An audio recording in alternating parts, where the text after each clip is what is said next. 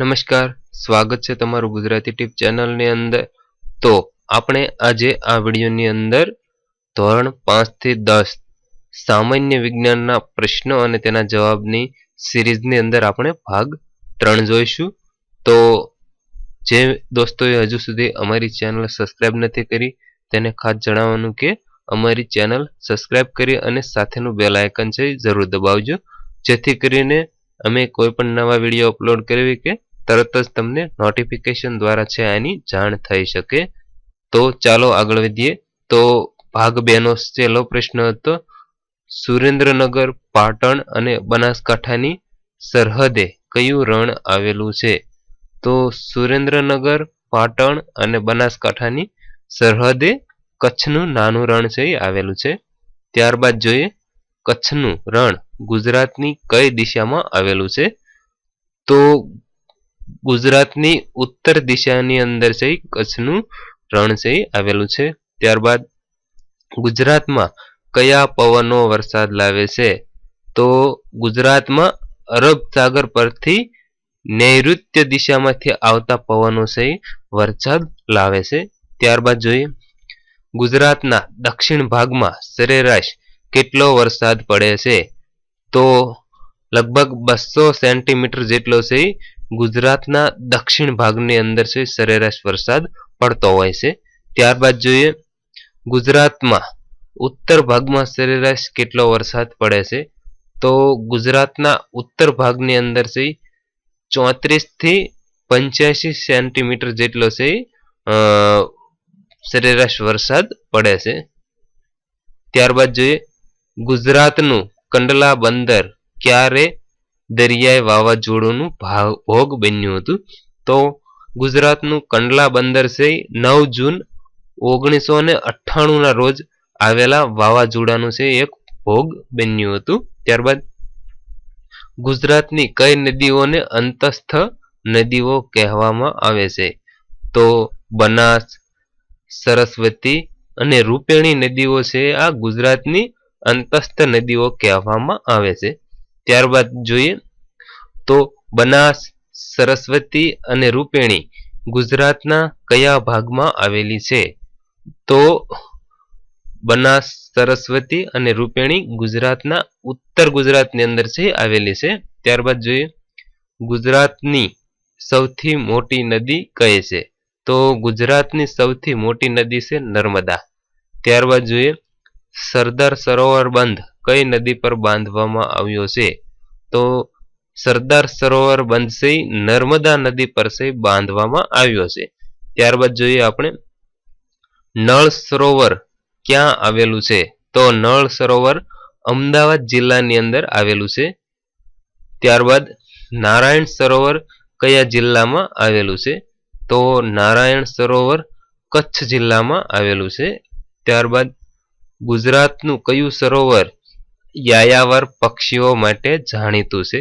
તો ગુજરાતનું નળ સરોવર છે યાયાવર પક્ષીઓ માટે જાણીતું છે। ત્યારબાદ ગુજરાતનું સૌથી મોટું બંદર કયું છે? તો ગુજરાતનું સૌથી મોટું બંદર છે કંડલા બંદર। ત્યારબાદ જોઈએ, ગુજરાતમાં મત્સ્ય ઉદ્યોગનું સૌથી મોટું જાણીતું શહેર કયું છે? તો ગુજરાતમાં મત્સ્ય ઉદ્યોગનું જાણીતું સૌથી મોટું છે વેરાવળ છે। ત્યારબાદ જોઈએ આપણે, ગુજરાતમાં સૌથી વધારે મીઠાનું ઉત્પાદન કયું રાજ્ય કરે છે? તો ગુજરાતનું ભારતમાં સૌથી વધુ મીઠાનું ઉત્પાદન છે ગુજરાત રાજ્ય છે એ કરે છે। ત્યારબાદ જોઈએ આપણે, 3 બાજુથી જમીનથી ઘેરાયેલા દરિયાઈ વિસ્તારને શું કહે છે?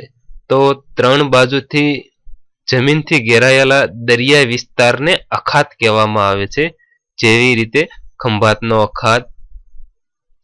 ત્યારબાદ જોઈએ આપણે, કચ્છના અખાતમાં જામનગર જિલ્લાના પિરોટન ટાપુ પાસેથી મોતી આપતી માછલી મળે છે। તો કચ્છના અખાતમાં જામનગર જિલ્લાના જે પિરોટન ટાપુઓ પાસેથી કાલુ નામની માછલી છે આ માછલી મોતી આપતી માછલી તરીકે મળે છે। ત્યારબાદ જોઈએ આપણે, કઈ યોજના અંતર્ગત દરેક ગામ અને શહેરમાં વૃક્ષો ઉગાડવાની ઝુંબેશ શરૂ કરવામાં આવી હતી. તો સામાજિક વનીકરણ આ યોજના અંતર્ગત દરેક ગામની અંદર અને શહેરની અંદર વૃક્ષો ઉગાડવાની ઝુંબેશ શરૂ કરવામાં આવી હતી. ત્યારબાદ જોઈએ આપણે ઇમારતી લાકડા માટે કયું લાકડું બેસ્ટ ઉત્તમ ગણાય છે. તો ઇમારતી લાકડા માટે વલસાડી સાગ આ લાકડું છે ખૂબ જ ઉત્તમ ગણાય છે. ત્યારબાદ જોઈએ આપણે રેલવેના ડબ્બા બનાવવા કયા લાકડાનો ઉપયોગ થાય છે. તો રેલવેના ડબ્બા બનાવવા માટે સાગના લાકડાનો ઉપયોગ કરવામાં આવે છે. ત્યારબાદ જોઈએ આપણે ઘુડખર તરીકે ઓળખાતા જંગલી ગધેડા દુનિયાભરમાં માત્ર ક્યાં જોવા મળે છે. તો ઘુડખર તરીકે ઓળખાતા જંગલી ગધેડા દુનિયાભરની અંદર માત્ર કચ્છના નાના રણની અંદર છે જોવા મળે છે. ત્યારબાદ જોઈએ આપણે ગુજરાતમાં કઈ ભેંસો વધુ દૂધ માટે જાણીતી છે. તો મહેસાણી, સુરતી અને જાફરાબાદી ભેંસો છે ગુજરાતની અંદર સૌથી વધુ દૂધ ઉત્પાદન માટે જાણીતી છે. ત્યારબાદ જોઈએ આપણે તો તેવી જ રીતે ગુજરાતમાં કઈ ગાયો વધુ દૂધ માટે જાણીતી છે. તો ગીર અને કાંકરેજી આ બંને ગાયો છે વધુ દૂધ ઉત્પાદન માટે છે જાણીતી છે. ત્યારબાદ જોઈએ આપણે ગુજરાતમાં સિંહો માટે કયું અભયારણ્ય આવેલું છે. તો ગુજરાતની અંદર સિંહો માટે ગીરનું અભયારણ્ય છે આવેલું છે. ત્યારબાદ જોઈએ તો દીપડા અને સાબર માટે ડાંગ જિલ્લામાં કયું અભયારણ્ય આવેલું છે. તો દીપડા અને સાબર માટે ડાંગ જિલ્લાની અંદર બરડી પાડાનું અભયારણ્ય છે આવેલું છે. ત્યારબાદ જોઈએ રીંછ માટે ગુજરાતમાં કયા અભયારણ્ય આવેલા છે. તો રીંછ માટે ગુજરાતમાં રાજપીપળા પાસે ડેડિયાપાડા અને લીમખેડા પાસે રતનમહાલ અભયારણ્ય અને બનાસકાંઠામાં જેસર અભયારણ્ય છે આવેલા છે. આ ત્રણેય અભયારણ્ય રીંછ માટે જાણીતા છે. ત્યારબાદ જોઈએ આપણે વેરાવદર કયા પ્રાણી માટેનું અભયારણ્ય છે. તો વેળાવદર છે કાળિયાર પ્રાણી માટે આ અભયારણ્ય છે જાણીતું છે. ત્યારબાદ જોઈએ આપણે પક્ષીઓ માટે કયું અભયારણ્ય આવેલું છે.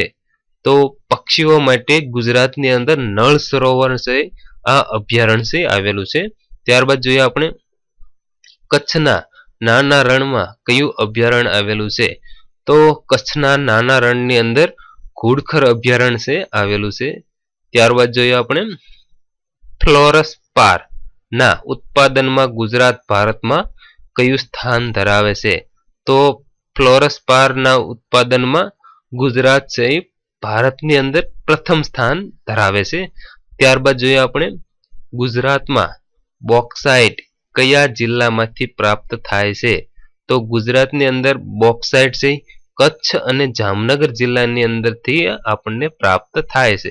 ત્યારબાદ જોઈએ અકીક ગુજરાતના કયા જિલ્લામાંથી પ્રાપ્ત થાય છે.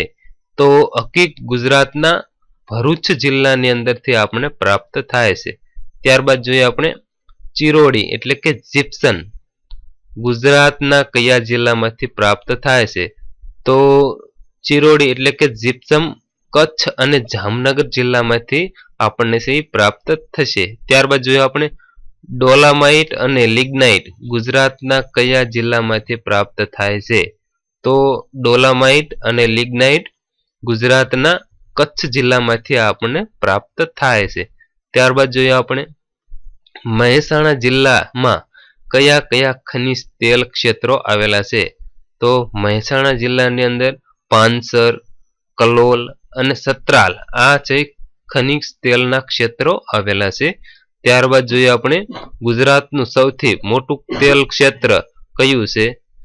તો ગુજરાતનું સૌથી મોટું તેલ ક્ષેત્ર છે અંકલેશ્વર. ત્યારબાદ જોઈએ આપણે લોખંડ અને કાચ જેવી ધાતુ ઓગાળવા કયા ખનિજનો ઉપયોગ થાય છે. તો લોખંડ અને કાચ જેવી ધાતુ ઓગાળવા માટે ફ્લોરસ્પારનો ઉપયોગ કરવામાં આવે છે. ત્યારબાદ જોઈએ આપણે કયા ખનિજમાંથી એલ્યુમિનિયમ બનાવવામાં આવે છે.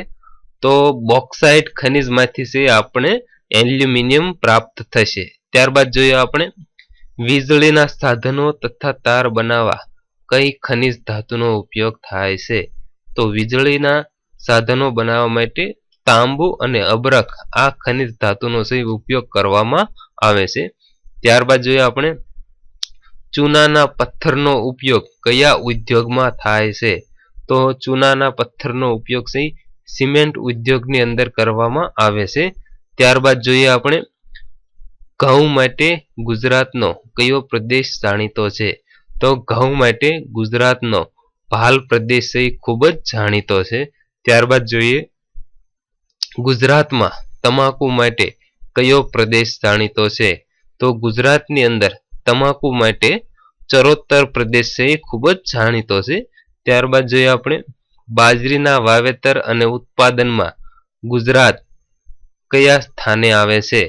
તો બાજરીના વાવેતર અને ઉત્પાદનની અંદર ગુજરાત ભારતમાં ત્રીજા સ્થાને આવે છે. ત્યારબાદ જોઈએ આપણે બાજરીના પાક માટે કેવી જમીન અનુકૂળ છે?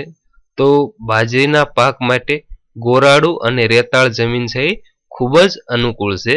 ત્યારબાદ જોઈએ આપણે ગુજરાતમાં સૌથી વધુ બાજરીનું વાવેતર કયા જિલ્લામાં થાય છે? તો ગુજરાતમાં સૌથી વધુ બાજરીનું વાવેતર બનાસકાંઠા જિલ્લાની અંદર કરવામાં આવે છે. તેવી જ રીતે તો ઘઉંના પાક માટે કેવી જમીન અનુકૂળ છે? તો ઘઉંના પાક માટે ભેજ સંગ્રહ કરી શકે તેવી કાળી અને ચીકણી જમીન છે એ ખૂબ જ અનુકૂળ છે. ત્યારબાદ ગુજરાતમાં ડાંગરનું સૌથી વધુ ઉત્પાદન કયા જિલ્લામાં થાય છે? તો ગુજરાતમાં ડાંગરનું સૌથી વધુ ઉત્પાદન ખેડા જિલ્લાની અંદર કરવામાં આવે છે. ત્યારબાદ જોઈએ મગફળીનું સૌથી વધુ ઉત્પાદન કયા જિલ્લામાં થાય છે? તો મગફળીનું સૌથી વધુ ઉત્પાદન જુનાગઢ જિલ્લાની અંદર થાય છે. ત્યારબાદ ગુજરાતનો કયો પ્રદેશ ઉત્તમ પ્રકારના કપાસ માટે જાણીતો છે? તો કાનસ પ્રદેશ છે એ ગુજરાતનો કપાસ માટે ઉત્તમ પ્રદેશ ગણવામાં આવે છે. ત્યારબાદ જોઈએ કપાસના ઉત્પાદનમાં ગુજરાત ભારતમાં કયું સ્થાન ધરાવે છે? તો કપાસના ઉત્પાદનની અંદર ગુજરાત ભારતમાં પ્રથમ સ્થાન ધરાવે છે. તો આ હતા ધોરણ 5 થી 10 સામાન્ય વિજ્ઞાનના પ્રશ્નો અને તેના જવાબ. તો આવા જ પ્રશ્નો અને તેના જવાબ જાણવા માટે પ્લીઝ અમારી ચેનલ સબસ્ક્રાઇબ કરો તથા વિડીયો પસંદ હોય તો એક લાઈક જરૂર કરો અને વિડીયોને વધારેમાં વધારે શેર કરવા વિનંતી. મિત્રો, આ ચેનલની અંદર તમને ટેટ વગેરે જેવી સ્પર્ધાત્મક પરીક્ષાઓને લગતી તમામ માહિતી છે તમને આપવામાં આવશે. તો પ્લીઝ જરૂરથી શેર કરો, ચેનલને જરૂરથી સબસ્ક્રાઇબ કરો. આભાર તમારો. સબસ્ક્રાઇબ કરો ગુજરાતી ટીપ યુટ્યુબ ચેનલ અને સાથે બેલ આઇકન દબાવી ઓકે કરો.